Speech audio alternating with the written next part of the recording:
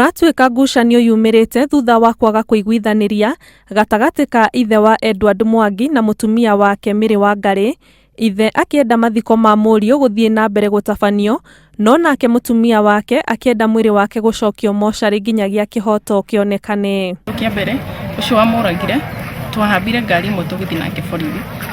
Kumake the matter was twacokire ona thigari icio cikĩmũinũkia nginya gwake mũciĩ. Igongona rĩa mitha rĩgĩthiĩ na mbere nĩguo Gicanjama kĩyumĩririe hĩndĩ ĩrĩa mutumia wa mũtigaire manyitanĩire na mũndũ ũmwe wa bamĩrĩ yake marikire irima-inĩ rĩrĩa egũthikagwo nĩguo kũgirĩrĩria mathiko make kũhanĩka.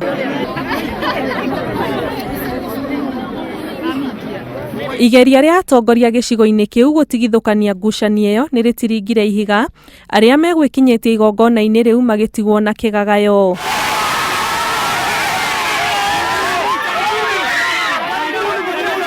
Ona gũtuĩka mũtigaire nĩ acokire gũthikwo thutha wa mathaa 5 ma ndũgamano, mutumia wake arenda kĩhoto kuonekana, aikari makiuga marekwo wathecangirwo na kahiũ kumana na ndũgũ ya wendo. Tutire na what went on.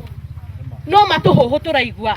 No kuma na njira oke atwire ma niki kirarire Mwangi. Tunataka mambo yawe taratibu na yaende kisheria. Mutongoria akua kana mundu munene akua no nginya merũmĩrĩrwo atanathikwo mundu ucio atwarwo igoti-inĩ. No muthĩni oragwo tugathika ũhoro ucio kariganĩra. Ngĩribotera Inooro TV, njĩtagwo Ani Ngigĩ Wanyamu.